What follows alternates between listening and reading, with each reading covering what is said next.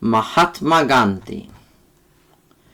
Mohandas Karamchand Gandhi, born 2nd of October 1869 and died 30th of January 1948, was an Indian lawyer, anti-colonialist and political ethicist.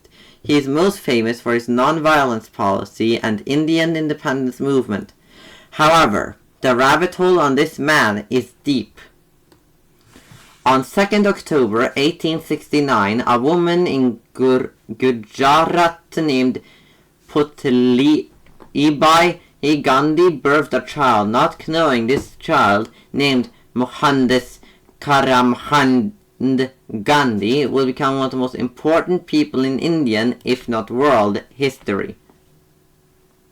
His sister Liat described him as, quote, restless as Mercury, either playing or roaming about. One of his favorite pastimes was twisting dogs' ears. End quote. As a child, he really liked Indian stories, especially those of Shravana and King Harishchandra. Gandhi writes, quote, it haunted me, and I must have acted the Harishchandra to myself times without number. Gandhi's values of truth and love are traceable to these stories. His religion growing up was eclectic. He was born into a Gujarati Hindu Modbanya family with a Hindu father and a Pranami Vaishnava Hindu mother. His mother was the main influence, an extremely pious lady who would quote, not think of taking her meals without her daily prayers. She would take the hardest vows and keep them without flinching, end quote. Keeping 2 or 3 consecutive fasts was nothing to her. At age 9, he entered school, namely the local school in Rajkot. There he studied arithmetic, history, the Gujarati language, and geography. At age 11, he joined the local high school in Rajkot, the Alfred High School. He was an average student and won some prizes, but was quite introverted. His only friends were his books and school lessons. Image of Gandhi in 1876 at the age of 7. Marriage. At 13, Gandhi married the 14-year-old Kasturba Gokuldas Kapadia, often referred to as Kasturba and affectionately as Ba, in an arranged marriage. Though he lost a year of school, he was able to make it up later. His wedding was a joint event, also containing the marriage of his brother and cousin. Reminiscent on the event, Gandhi wrote, quote, as we didn't know much about the marriage, for us it only meant wearing new clothes, eating sweets, and playing with relatives. End quote. As per tradition at the time, the bride was to spend much time with her parents and away from her husband. One thing Gandhi wrote that he regretted was his lustful feelings for his wife. He even thought about her at school. In late 1885, Gandhi's father died mere minutes after Gandhi left to be with his wife. Gandhi wrote, quote, if animal passion had not blinded me, I should have spared the torture of separation from my father during his last moments. Later, when Gandhi was 16 and Kasturba was 17, they had their first child, which only survived a few days. The death anguished Gandhi. Gandhi had 4 more children after this, all sons. Harilal, born 1888, Manilal, born 1892, Ramdas, born 1897, and Devdas, born in 1900. At 18, Gandhi graduated the high school in Ahmedabad in January 1888 and enrolled in the Amaldas College in the Bhavnagar state. At the time, the only degree-granting institution of higher education in the area. However, Gandhi dropped out and returned to his family in Porbandar. Gandhi and his wife Kasturba, 1902. Yes, that is Gandhi on the left there. Student of law in London. After a dropout of Brahim Prieste Mavri Dave Josh Shiji, he advised Gandhi to take up studies in London. Gandhi's family was not pleased and tried to dissuade him. To calm them down, he made a vow that he would abstain from meat, alcohol, and women. On 10th of August 1888, Gandhi left for Mumbai, then known as Bombay. A newspaper in Rajkot covered the farewell function and noted that Gandhi was the first Banya from Kathiawar to proceed from England for his barrister examination. On the trip, Gandhi noticed he had caught the eye of the Mad Banyas of Bombay. Upon arriving in Bombay, he stayed in the Mad Banya, where the elders warned him that the West would tempt him. Despite Gandhi providing his promise to his mother and her blessings, Gandhi was excommunicated from his caste. Gandhi did not care. Gandhi attended the University College London, where he took classes in English literature with one Henry Morley, 1888 to 1889. That's not when you lived, that's when Gandhi took classes. He wasn't getting... Gandhi wasn't getting educated by a 1-year-old. Gandhi also enrolled in the Inns of Court School Law. Gandhi also enrolled in the Inns of Court School of Law in the Inner Temple in an attempt to become a barrister. Here his childhood shyness never gone away came back to bite him. So he joined a public speaking course and slightly got over it. Gandhi had a keen interest in the welfare of London's impoverished dockland communities. In 1889, a bitter trade dispute with demands for better pay and conditions with seamen and shipbuilders, factory girls, and others joining the strike in solidarity. The strikers were successful in part thanks to the mediation of Cardinal Manning. After the debacle, Gandhi made it a point to visit the Cardinal to thank him.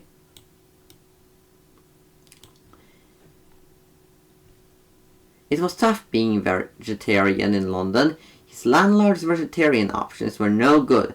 However, eventually Gandhi found one of the few vegetarian restaurants influenced by Henry Salt's writing. Gandhi joined the London Vegetarian Society, LVS, and was elected to its executive committee by its president and then benefactor, Arnold Hills. While on the LVS committee, Gandhi managed to establish the Bayswater chapter. Many of the people that were in the LVS with Gandhi were members of the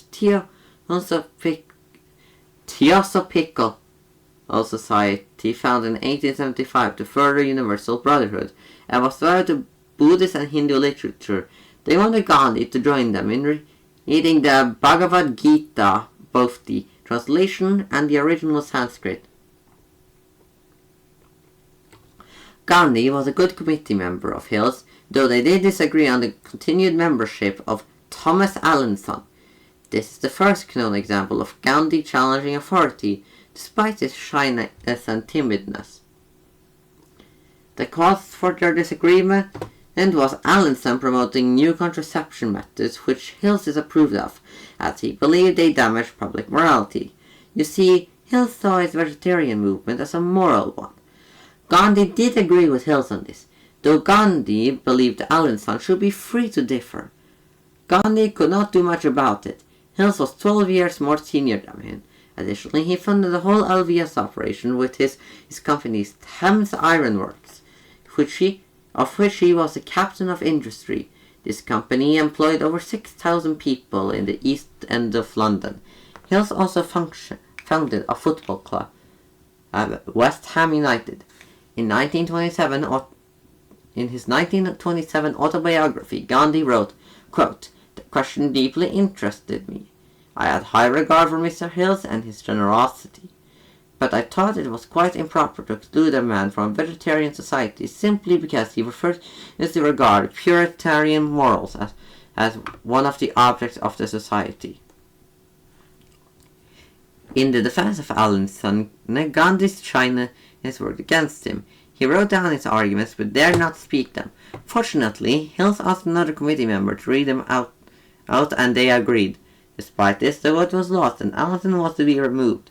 There were no hard feelings between Hills and Gandhi over this, and Hills even proposed a toast at the LBS farewell dinner to celebrate Gandhi's return to India. Gandhi in London as a law student. Gandhi with the Vegetarian Society here on the Isle of Wight, 1890.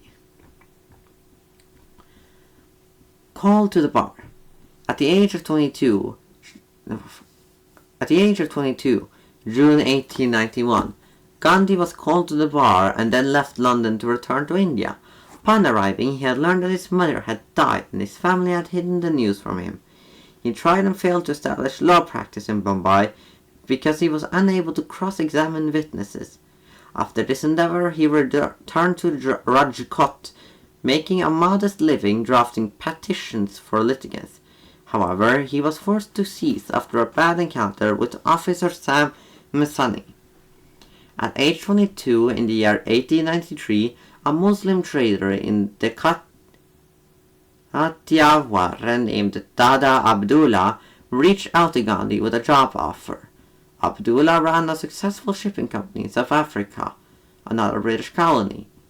He and his distant cousin in Johannesburg was in need of a lawyer, preferably one of Kathiawari heritage.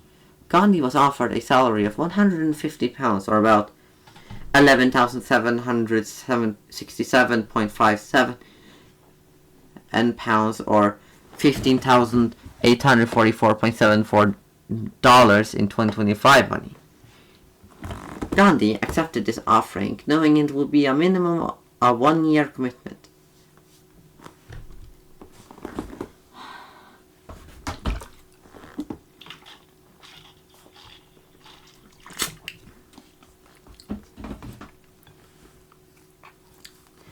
Civil rights activist in South Africa, 1893 to 1914. India was Gandhi's first political movement. In April 1893, Gandhi, aged 23, moved to South Africa to become a lawyer for Abdullah's cousin. He spent 21 years in South Africa, along the way picking up his political views, ethics, and politics. There was a brief return to India in 1902 to mobilize support for welfare of Indians in South Africa. The second he arrived to Africa, he was discriminated against and based on his skin color and heritage. He was not allowed to sit the same place as the European passengers on the stagecoach, being told to instead sit on the floor next to the driver and beaten when he didn't comply. Elsewhere, he was kicked into the gutter for daring to walk near a house. In another instance, he was kicked off a train in Pietermaritzburg after refusing to leave first class. Gandhi sat on the ground all night debating if he should protest for his rights or return to India. He chose to protest and was allowed out on the train the next day. Another incident was when the magistrate of Durban ordered him to remove his turban, which Gandhi refused to do. Gandhi thought of himself as, quote, a Briton first and an Indian second, according to Arthur Herman. The prejudice given to Gandhi and his fellow Indians caused Gandhi to question the British Empire. He found his treatment humiliating, struggling to comprehend how people could define the pleasure or honor in such behavior. The mission given by Abdullah was finished in May 1894. A farewell party was scheduled that turned into a protest about a new bill, one that would disenfranchise Indian voters. Despite pressuring Joseph Chamberlain into changing his mind about the bill, he did not manage to stop the bill. He did manage to bring attention to the civil rights issues of Indians in South Africa, even helping found the Natal Indian Congress in 1894. This organization was able to unify South African Indians into one political force. When he landed in Durban, and in January 1897 he got attacked by a white mob, only escaping due to the efforts of the superintendent's wife. Gandhi refused to press charges against the mob. Citation needed. During the Boer War in 1900, Gandhi volunteered as a stretcher bearer, even managing to raise 1,100 more Indian volunteers. This was out of sheer spite of the British stereotype of Indians not being fit for manly positions like this. The 1,101 Indians were trained and served as auxiliaries in the Battle of Colenso. At the Battle of Sipon Kop, Gandhi's crew had to move to the front lines to rescue injured soldiers and carry them to a field hospital a mile away, since the terrain was too rough for ambulances. This won Gandhi and 37 other Indians the Queen South Africa Medal. The Transvaal government attempted to pass a law requiring the mass registration of Indian and Chinese populations in 1906. 11th September that year, Gandhi evolved his famous views on Satyagraha, devotion to the truth, or non-violent protest. It is also theorized that Gandhi was influenced by Tamil moral text. Tirukkural. After Leo Tolstoy mentioned it in a letter. Gandhi took this back to India in 1915. Gandhi and the founders of the Natal Indian Congress 1895. Struggle for Indian independence 1915 to 1947. This is the famous one, the one you've probably been waiting for. In 1915, upon request from Gopal Krishna Gokhale, conveyed to Gandhi by C.F. Andrews, Gandhi returned to India. There he proceeded to join the Indian National Congress and was introduced to politics by Gokhale. Gokhale was a moderate man and believed in working inside the system. Gandhi took these British Whiggish values and made them look Indian. In 1920, Gandhi gained control of the party and began escalating demands until declaring India independent on 26 January 1930. The independence was not recognized, but negotiations ensued, the Congress taking the role of a provincial government in the late 1930s. Support of the Raj was withdrawn by Gandhi and the Congress when the Viceroy went to war with Germany with no consultation. The Muslim League helped the British, urging them for a separate Muslim state of Pakistan. In 1942, Gandhi demanded Indian independence, in the words of a wise man. And then Gandhi said, "I am going to starve myself and the British get the hell out of India." And in August 1947, the British Empire partitioned the land between India and Pakistan on terms Gandhi disapproved of. World War I. In April 1918, during the latter half of the war, Gandhi was invited to a war conference in Delhi by one Viceroy. Gandhi agreed to give support. Unlike the Zulu War in 1906, this time Gandhi was enlisting combatants.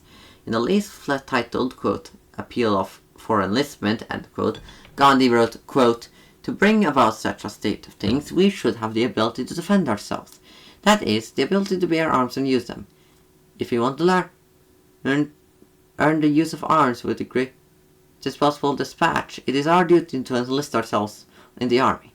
However, in a letter Gandhi wrote to the Viceroy that he said that he would, quote, "personally not kill or injure anybody, friend or foe," end quote. This recruiting campaign did bring into question Gandhi's non-violence policy. As his private secretary noted, quote, "The question of the consistency between his creed of ahimsa, non-violence, and his recruiting campaign was raised. Not only then, but it has been discussed ever since," end quote. According to historian Christian Bartwolf, Gandhi believed that true ahimsa could not exist simultaneously with cowardice, so Indians must be able to pick up arms before then choosing non-violence. In July 1918, Gandhi said he was incapable of recruiting anyone for the war. He wrote, quote, "So far I have not a single recruit to my credit apart," and then continued, quote, "They object because they fear to die," end quote.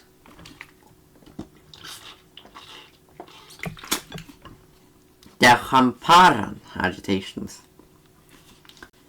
In 1917 came Gandhi's first major achievement, the Champaran agitation in Bihar.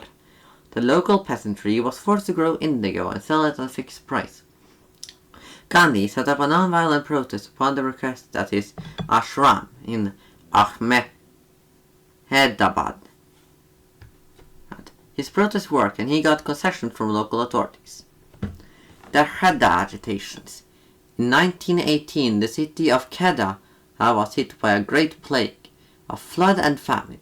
The peasantry was demanding tax breaks. Gandhi relocated his headquarters to Nahdiyat and initiated a no-cooperation protest where he and his group refused to pay their taxes, despite threats of revoked property. It took 5 months, but in late May 1918, the government complied. In 1919, after the war, Gandhi sought the cooperation of Muslims in his fight against the British Empire by supporting the Ottoman Empire that had been defeated in the war. This was referred to as the Khilafat movement. The British responded by passing the Rowlatt Act, which allowed them to arrest any civil disputing participant for, quote, preventative indefinite detention, incarceration without judicial review, or earn any need for a trial. In 1922, following the end of the non-cooperation movement, the arrest of Gandhi, the Khilafat movement collapsed. After this, Hindu-Muslim communal conflict escalated with deadly religious riots in several cities. No cooperation. Gandhi wrote a book, Hind Swaraj, 1909, at the age of 40. In this book, he detailed his view that the British rule in India had only been established by Indian cooperation, and if Indians refused to cooperate, they would get Swaraj, Indian independence. On 6 April 1919, Gandhi used a Hindu festival day to ask a crowd to remember not to injure or kill British people, but rather to not buy British goods and burn any British clothing they had. The British government told Gandhi not to enter Delhi. Gandhi violated this order and was arrested on 9th of April.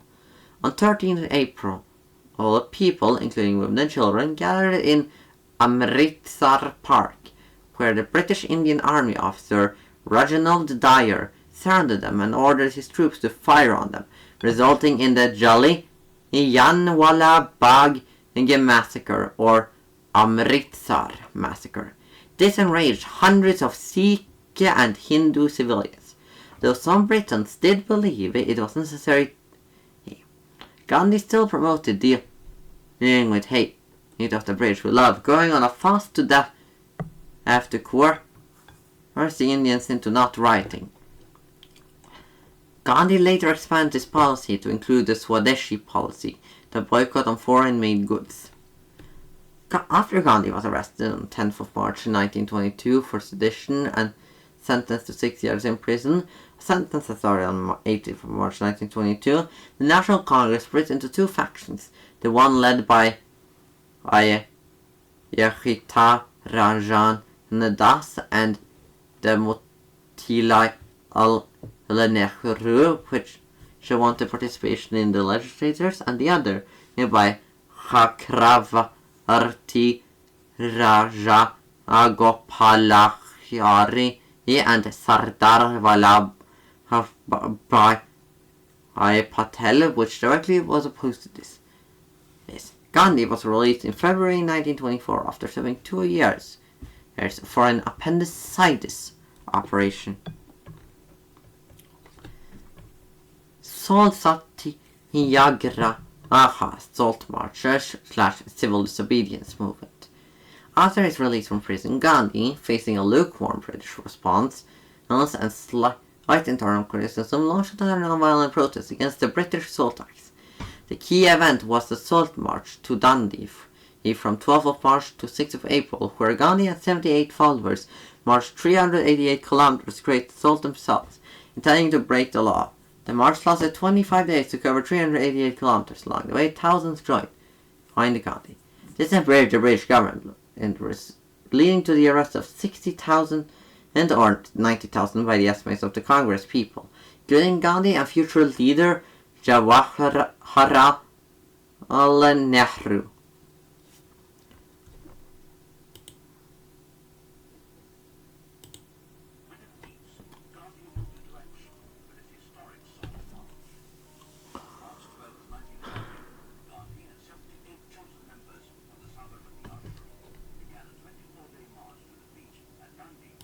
Wait, hold on, you guys can't hear this.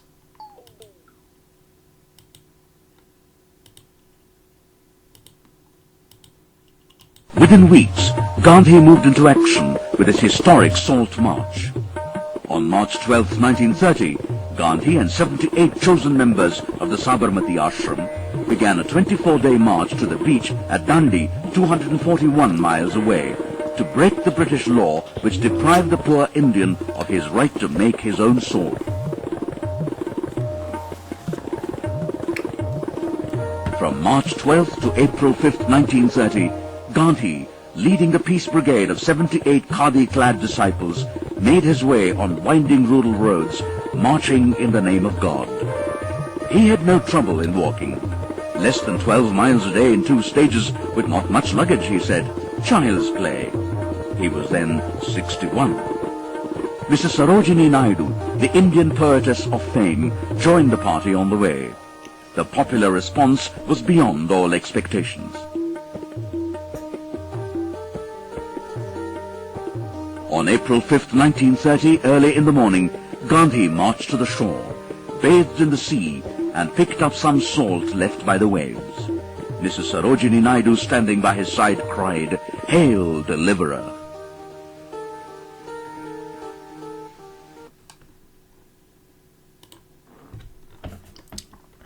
Gandhi in 1918, at the time of the Kheda and Champaran Satyagrahas. Gandhi as a folk hero.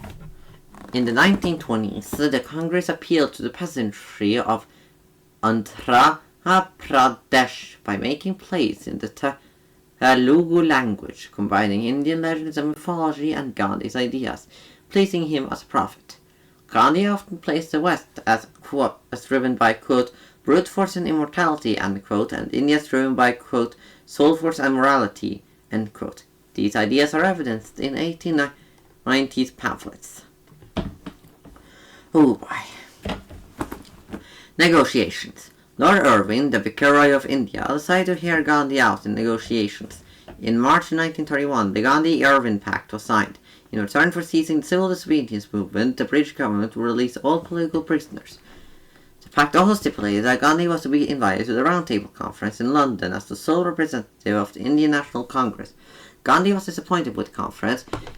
He wished to discuss Indian independence whilst the British focused on princes and minorities, rather than the transfer of power.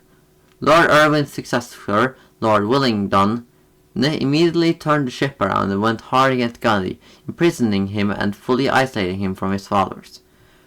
Winston Churchill, who was yet to become Prime Minister, proceeded to criticize Gandhi, writing, quote, "It is alarming and also nauseating to see Mr. Gandhi as a vicious as a Middle Temple lawyer now posing as a fakir of a type known in the East, riding half naked up the steps of the Viceregal Palace, to parley on equal terms with the representative of the King Emperor," end quote.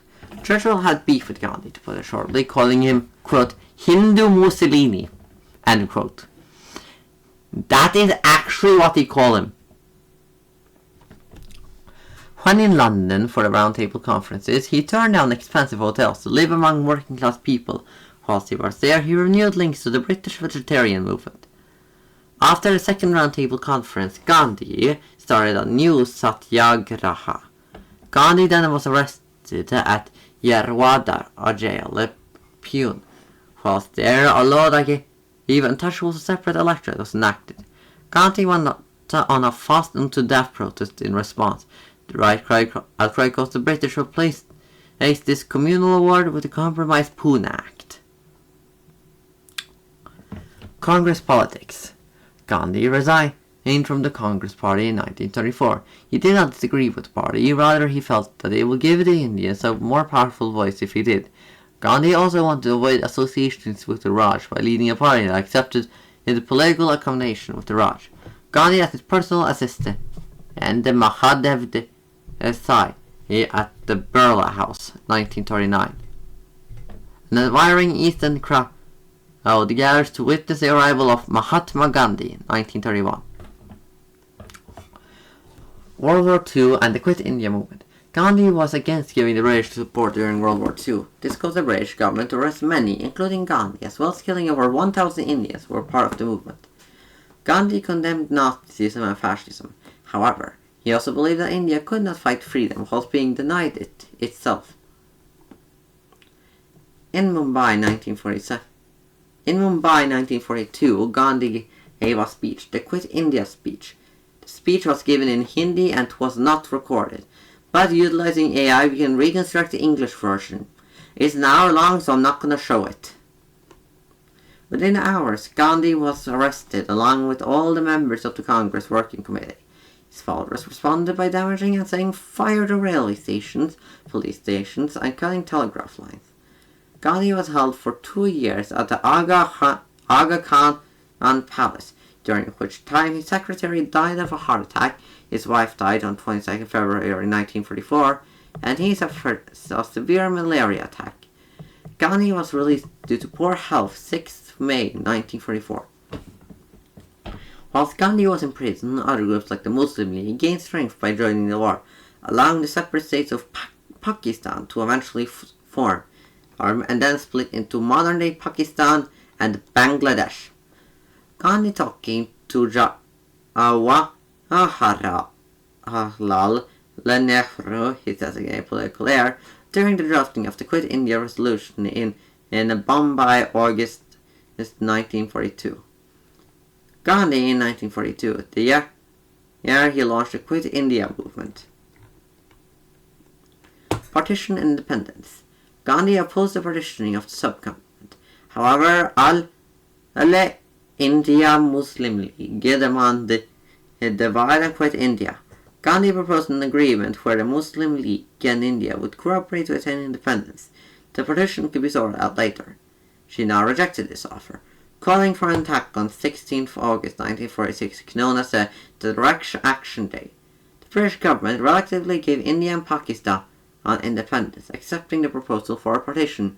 Though Gandhi was at negotiations, Stanley Wolpert states, quote, "The plan to acquire British India was never approved of or accepted by Gandhi," end quote. The partition caused a riot, more than 500,000 in dying, as 10 to 12 million fled Pakistan to go to India. At this time, Pakistan was two places: West Pakistan, modern-day Pakistan, and East Pakistan, modern-day Bangladesh. 5:17 p.m. on 30th of August 1948. Gandhi is at his garden of Birla House, now Gandhi's Smriti. On his way to a prayer meeting, a Hindu nationalist named Nathuram Godse shot him with 3 bullets at close range. In some accounts, Gandhi died instantly.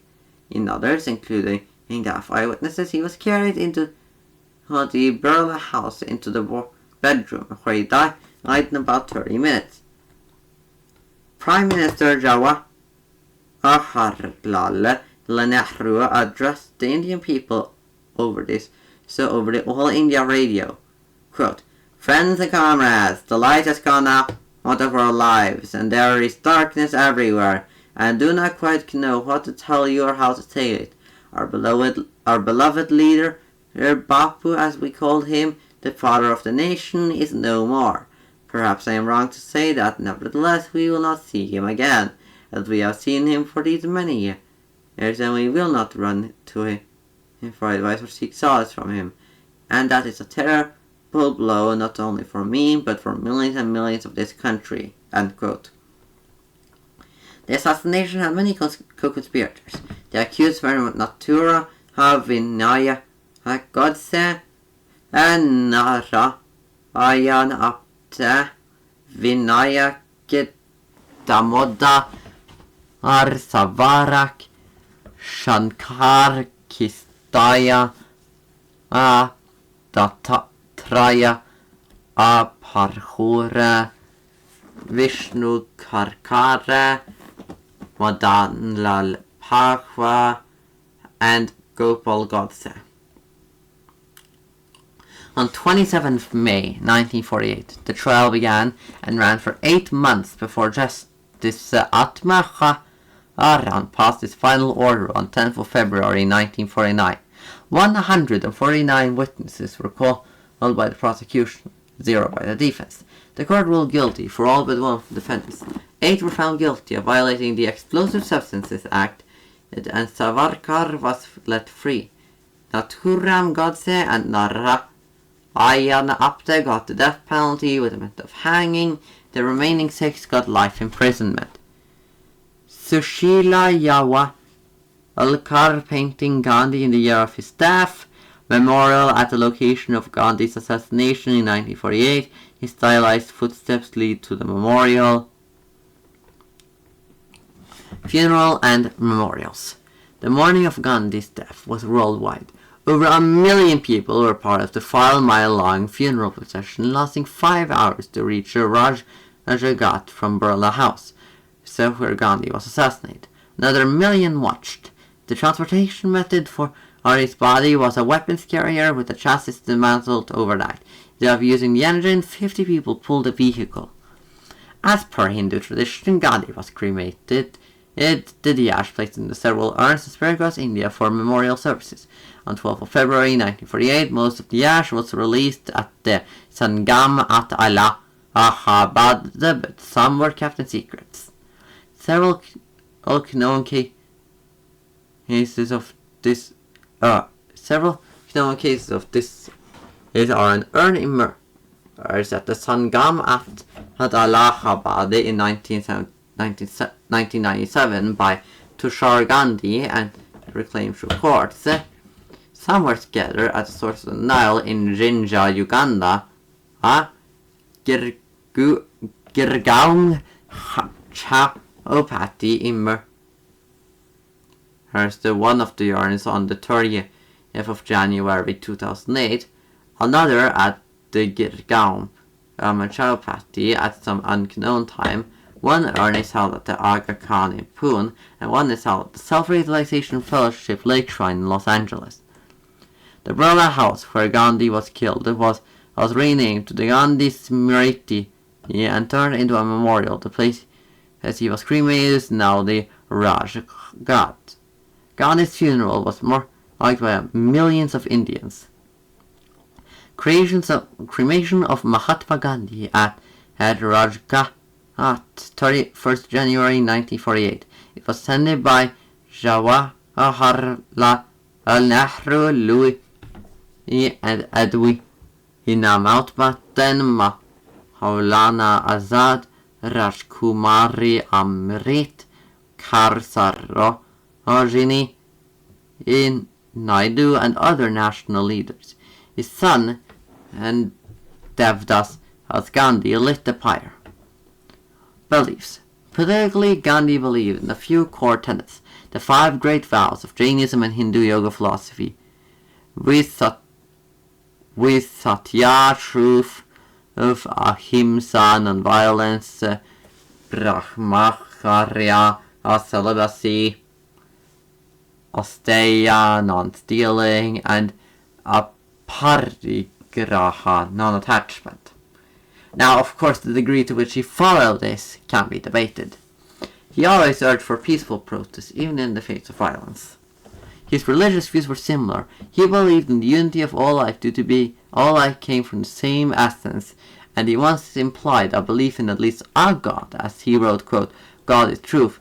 This is not one specific deity, but rather generic deity, lowercase g God, like displaying one of Gandhi's quotes on rumor. God is truth, the way to truth lies.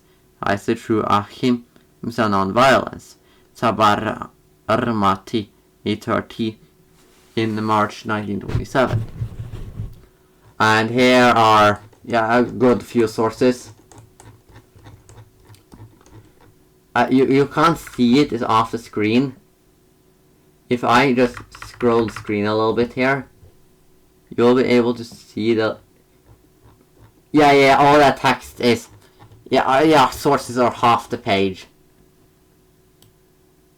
I think you get the point.